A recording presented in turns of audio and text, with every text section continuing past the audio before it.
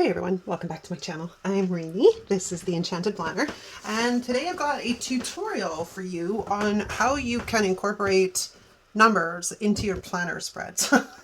The theme for the November challenge that Di and I host is Numbers November.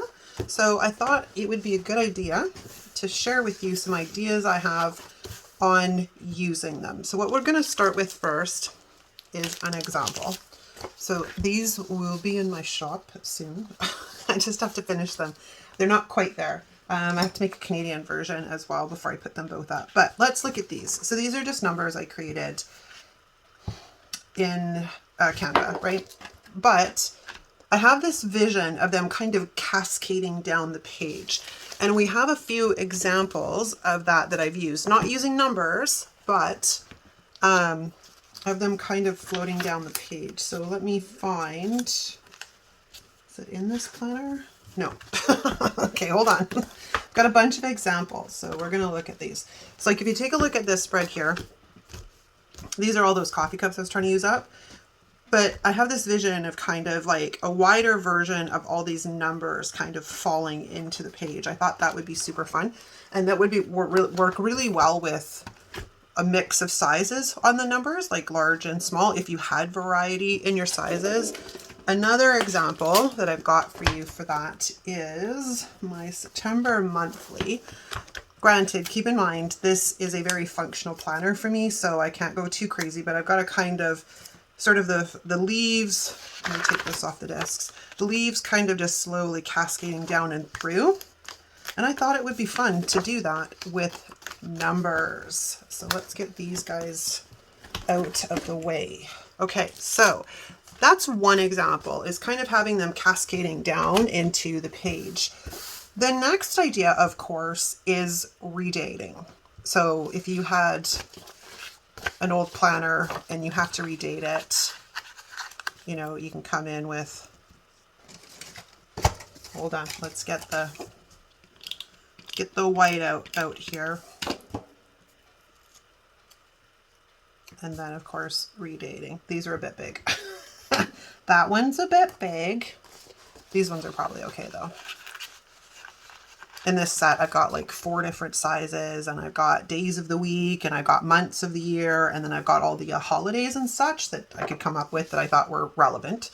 But I have to make a Canadian version, and I haven't had time to sit down and finish that yet.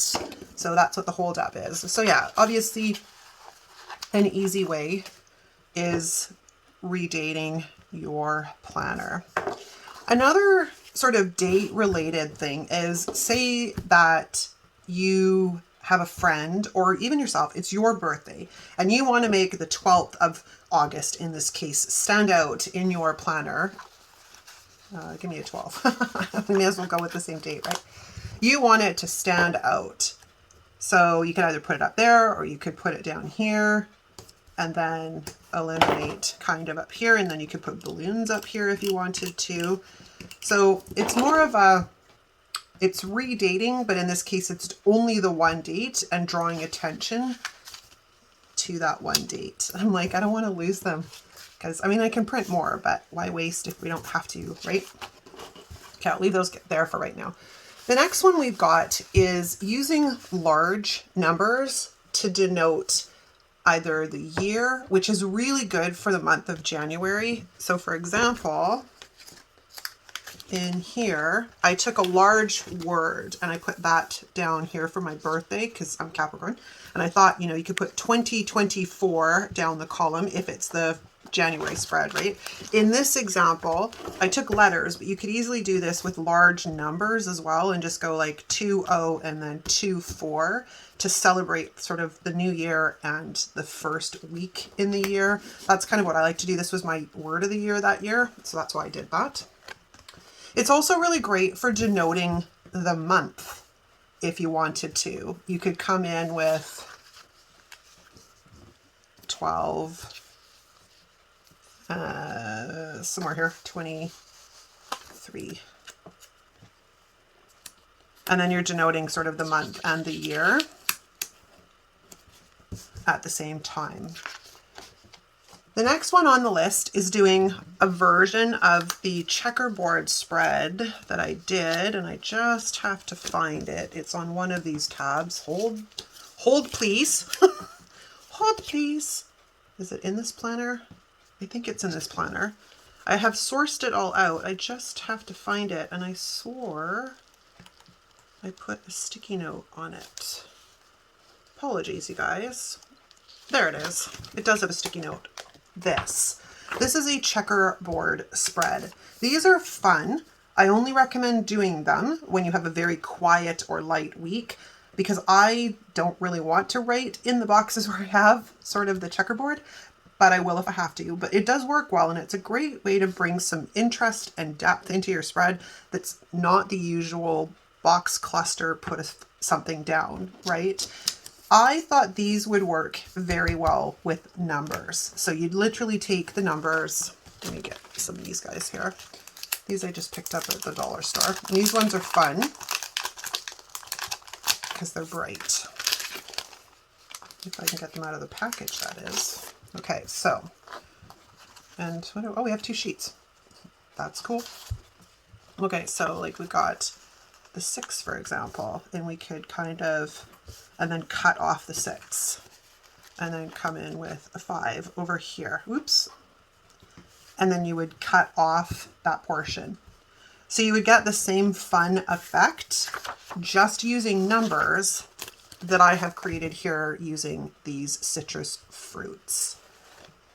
All right.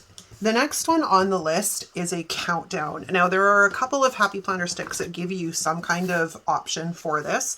One is the Halloween Dia de los Muertos spread book from a couple of years ago. They have a Halloween countdown in here somewhere. Hold the phone while I find it. There it is. So it's like 31 days until Halloween, and then so on and so forth, right down until it's Halloween. The Christmas Joy sticker book has one that's for the 12 days of Christmas. So here and here. So that's another fun way, but you could easily do this all on your own, just using number stickers. And you could count down to Halloween, or count down to Easter, or count down to Christmas, or count down to your birthday. If you're like me and Di, we love our birthdays. So, you know, a countdown to our birthday would be a lot of fun. I'm just going to pull these off of here because we're going to do something else at this point right here in this. Come on. There we go. Where's my wax paper? I had some hanging around here somewhere. There we go. I'm going to stick them on there temporarily. Now, the next one on the list is denoting. Maybe we should take these kind of up. Get them out of the way so we have a blank slate.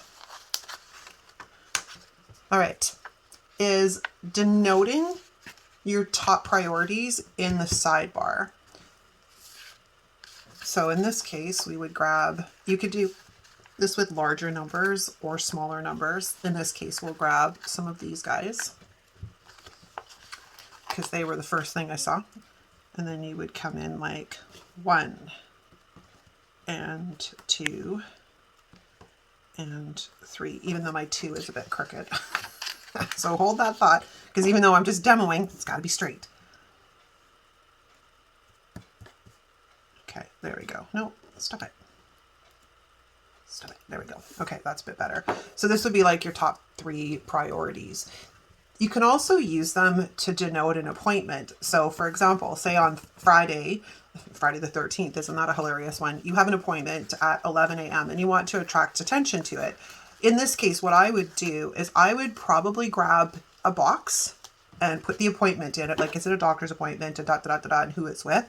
And then at the edge of the box, I would put in the time. So let me grab the closest sticker book and let's just get a box. Any old box will do. That's not really going to match with, does it matter that it matches with these colors? No, not really. I'm just being fussy. Okay, so let's just grab one of these boxes. And I'm going to de-stick this so it doesn't drive me crazy trying to get it back up. But say Friday I have a doctor's appointment at 11 a.m. So in this case, I would write in the name of my doctor and what it is. And at the top, we could put in 11, right? It's a focal point. It draws attention, which is really what we want because our planners are useful when they work. And in a lot of cases, I rely on this to remind me of my appointments. Otherwise, I will forget them. I have them doubled up too. I have them in my phone with alarms and reminders and generally in my planner because otherwise I will forget them. And the last one we're going to talk about today, and this is about 10 ideas, is denoting your work hours. So for example, where's my smaller guys? Let's grab these guys. Say you have a varying work schedule or you don't work every day. Let's say you're working 9 till 5 on Monday. And then you could just draw on the little hyphen. And then on Tuesday, you're working like 11 till 4.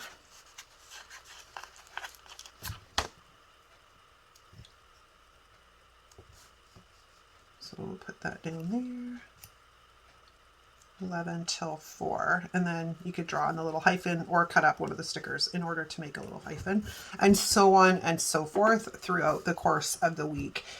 Because again, one, it's getting the stickers out of our sticker books and into our planners. And a lot of the sticker books that Happy Planner makes come with numbers and they come with letters. There's not all of them, but there is a good portion of the planners that do come with number and letter stickers. And the other option too is, like I said, you can buy some, and I have these too, and these have numbers in them as well, which is kind of fun. I need to get another pack of these, but they're, first off, you can't get them in Canada, and I haven't seen them on the Joanne's website in ages.